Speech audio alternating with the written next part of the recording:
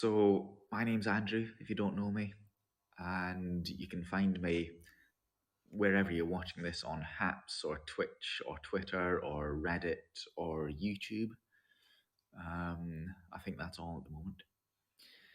And I like reading things for you.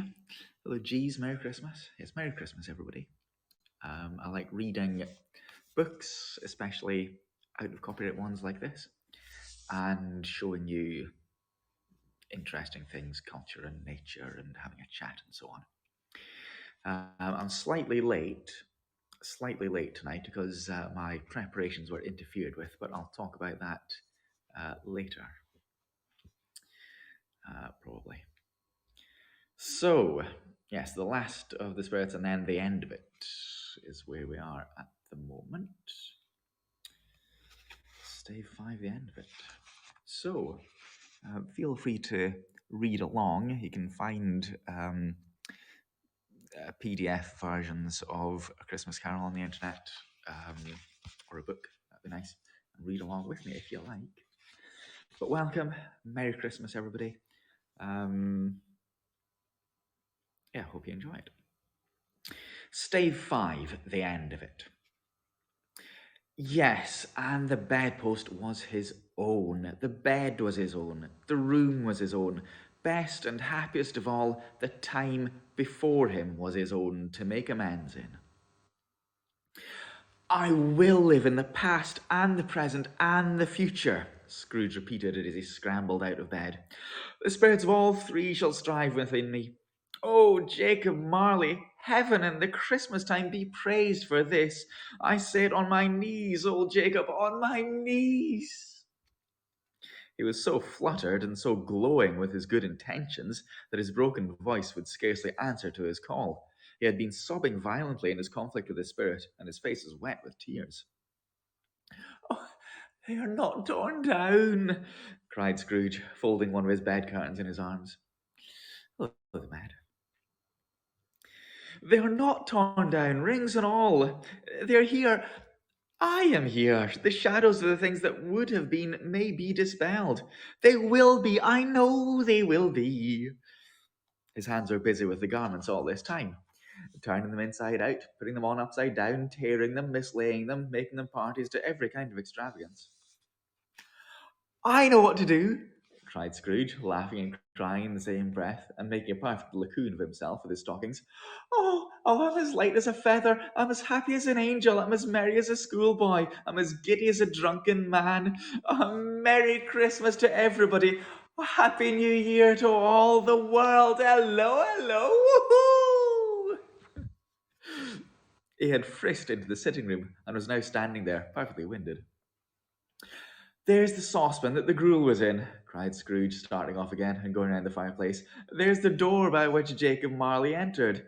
There's the corner where the ghost of Christmas present sat. There's the window where I saw the wandering spirits. It's all right. It's all true. It all happened. Oh, he has, hasn't he? Yeah, who'd have known? Really, for a man who was out of practice for so many years, it was a splendid laugh, a most illustrious laugh, the father of a long, long line of brilliant laughs. Oh, I don't know what day of the month it is, said Scrooge. I don't know how long I've been among the spirits. I don't know anything. Oh, I'm quite a baby. Oh, never mind. I don't care. I'd rather be a baby. Hello. Hello there. He was checked in his transports by the churches ringing out the lustiest peal of bells he had ever heard. Clash, clash, hammer, ding dong, bell, bell, dong, ding, hammer, clang, crash. Oh, glorious, glorious. Running to the window, he opened it and put out his head. No fog, no mist, clear, bright, jovial, stirring, cold, cold, piping for the blood to dance to.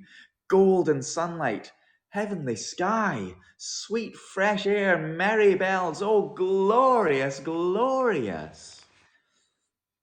What's today? Cried Scrooge, calling downwards to a boy in Sunday clothes, who perhaps had loitered in to look about him. Hey? Returned the boy with all his might of wonder. What's today, my fine fellow? Said Scrooge. Today? Replied the boy. Why, Christmas Day. It's Christmas Day, cried Scrooge to himself. I haven't missed it. The spirits have done it all in one night. Oh, they can do anything they like. Of course they can. Of course they can. Hello, my fine fellow. Hello, returned the boy. Do you know the poulterers in the next street but one, at the corner? Scrooge inquired. Oh, I should hope I did, replied the boy. Oh, an intelligent boy, said Scrooge. A remarkable boy. Do you know whether they've sold the prize turkey that was hanging up there? Not the little prize turkey, the big one. What, one as big as me? Returned the boy. Oh, what a delightful boy, said Scrooge. Oh, it's a pleasure to talk to him. Yes, my buck. It's hanging there now, replied the boy. It is, said Scrooge. Well, go and buy it. Walker, exclaimed the boy. No, said Scrooge. I'm in earnest. Go and buy it, and tell them to bring it here, that I may give them directions to where to take it. Come back with the man, and I'll give you a shilling. Come back with him in less than 5 minutes, and I'll give you half a crown.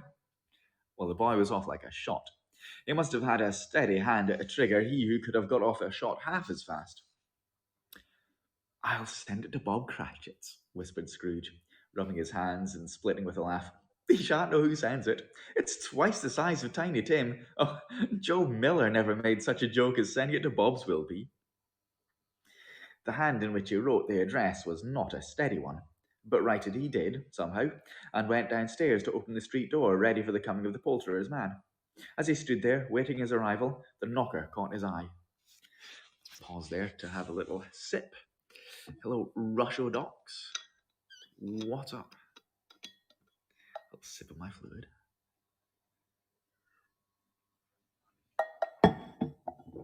What a change in old Ebenezer Scrooge.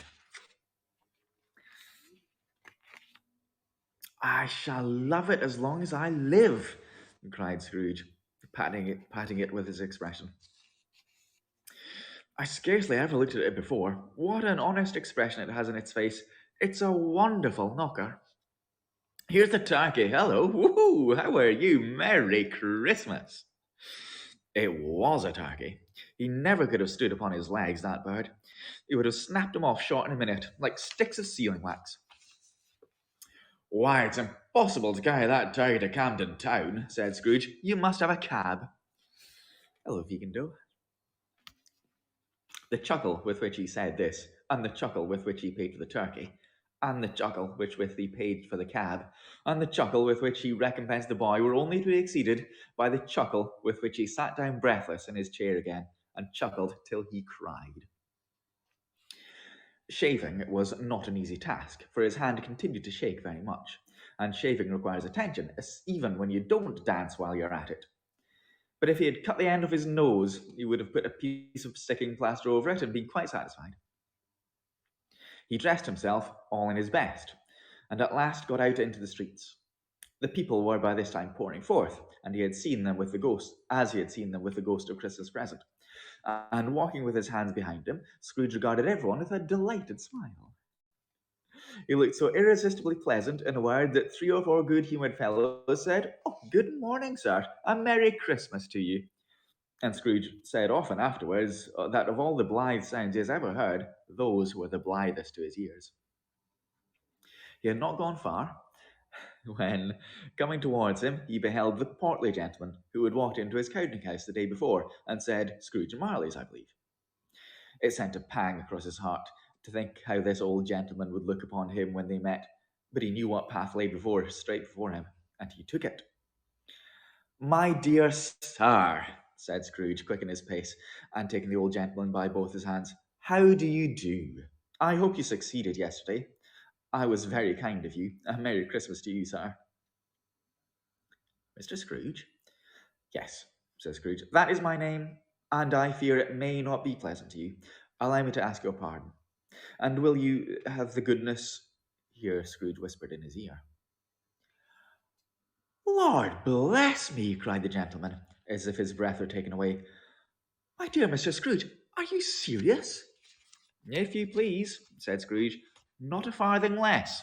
A great many back payments are included in it, I can assure you. Will you do me that favour?" "Oh, my dear sir," said the other, shaking hands with him, "I don't know what to say to such munificent—" Don't say anything, please, retorted Scrooge. Come and see me. Will you come and see me? I will, cried the gentleman, and it was clear he meant to do it. Thank you, said Scrooge. I am much obliged to you. I thank you 50 times. Bless you. He went to church and walked about the streets and watched the people hurrying to and fro and patted the children on the head and questioned the beggars and looked down into the kitchens of the houses and up to the window and found that everything could yield him pleasure. He had never dreamed that any walk, that anything, could give him so much happiness. In the afternoon, he turned his steps towards his nephew's house. He passed the door a dozen times before he had the courage to go up and knock, but he made a dash and did it. Let's have another little sip.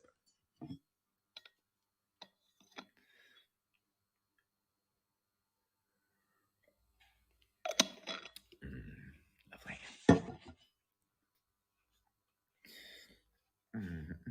Where are we? He made a dash and did it. Is your master at home, my dear? Said Scrooge to the girl. Nice girl. Very. Yes, sir. Where is he, my love? Said Scrooge. He's in the dining room, sir, along with his mistress. I'll show you upstairs, if you please. Thank you. He knows me, said Scrooge, with his hand already on the dining room lock. I'll go in here, my dear. He turned it gently and sidled his face in round the door. They were looking at the table, which was spread out in great array, for these young housekeepers were already nervous on such points and liked to see that everything is right. Hello, Dean. How are you? Merry Christmas. Fred, said Scrooge. Dear heart alive, how his niece by marriage started. Scrooge had forgotten for the moment about her sitting in the corner with the footstool, or he wouldn't have done it on any account.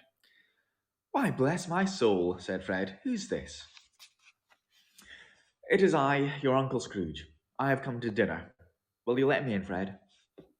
Let him in. It's a mercy he didn't shake his arm off. He was at home in 5 minutes, and nothing could be heartier. His niece looked just the same. So did Topper when he came. So did the plump sister when she came. So did everyone when they came. Wonderful party, wonderful games, wonderful unanimity, wonderful happiness. But he was early at the office the next morning. Oh, he was early there. If only he could have been there first and catch Bob Cratchit coming late. That was the thing he had set his heart upon. And he did it. Yes, he did. The clock struck 9. No Bob. 1:15. No Bob. He was full 18 minutes and a half behind his time. Scrooge sat with his door wide open that I might see him coming into the tank. His hat was off before he opened the door, his comforter, too. He was on his stool in a jiffy, driving away with his pen as if he was trying to overtake 9 o'clock. Hello, growled Scrooge in his accustomed voice, as near as he could feign it. What do you mean by coming here at this time of the day? Oh, I'm very sorry, sir, said Bob. I am behind my time. You are, repeated Scrooge. Yes, I think you are. Step this way, sir, if you please. It's only once a year, sir, pleaded Bob, appearing from the tank. It shall not be repeated. I was making rather merry yesterday, sir. No, I'll tell you what, my friend, said Scrooge. I am not going to stand for this sort of thing any longer. And therefore, he continued, leaping from his stool and giving Bob such a dig in the waistcoat that he staggered back into the tank again, and therefore, I'm about to raise your salary. Bob trembled and got a little nearer to the ruler. He had a momentary idea of knocking Scrooge down with it, holding him and calling to the people in the court for help and a straight waistcoat. A Merry Christmas, Bob, said Scrooge, with an earnestness that could not be mistaken, and he clapped him on the back. A Merry Christmas, Bob, my good fellow, that I have given you for many a year. I'll raise your salary and endeavour to assist your struggling family, and we will discuss your affairs this very afternoon over a Christmas bowl of smoking bishop, Bob. Make up the fires and buy another coal scuttle before you dot another I, Bob Cratchit. Well, Scrooge was better than his word. He did it all, and infinitely more. And to Tiny Tim, who did not die, he was a second father. He became as good a friend, as good a master, as good as a man as the good old city knew. Or any other good old city, town or borough in the good old world. Some people laughed to see the alteration in him, but he let them laugh, and little heeded them, for he was wise enough to know that nothing ever happened on this globe for good at which some people did not have their fill of laughter in the outset. And knowing that such a thing would be blind anyway, he thought it quite as well that they should wrinkle up their eyes in grins and have the malady in less attractive forms. He had his own heart laughing as well, and that was quite enough for him. He had no further intercourse with the spirits, but lived upon the total abstinence principle ever afterwards, and it was always said of him that he knew how to keep Christmas well, if any man alive possessed the knowledge. May that be truly said of us and all of us. And so, as Tiny Tim observed, God bless us, everyone. There. Lovely. Wasn't that a delight, everyone? Wasn't that wonderful? Good old Scrooge. How he managed to change in the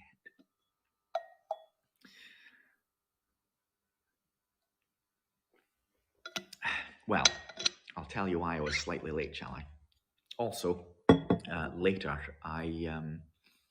you're watching the Meds movie. Yes, that was why. Hello, Ozzy's lovely girl. I haven't seen you in a long time. Yes, I was watching the Meds movie, which I shall tell you about in a second. And later, in a moment, I might be opening a couple of presents that I've received. I'll open those a bit. Yes, so as I've said, yes, I was late because I was watching the Meds movie. So if the Med is still in here, I think he might be, or you can see him there. If he cares to put up his YouTube address, you'll be able to find,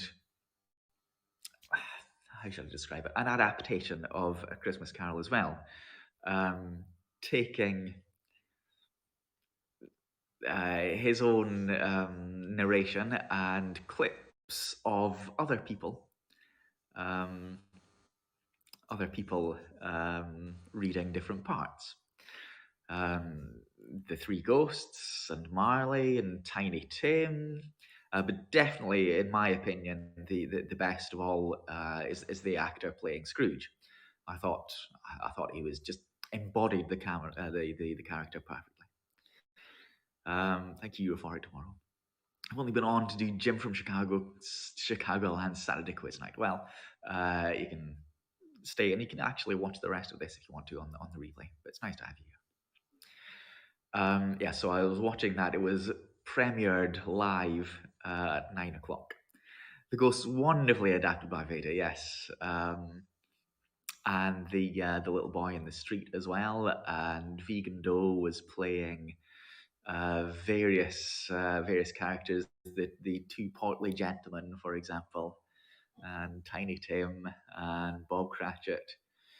And Gemma was playing Mrs. Cratchit and Belle.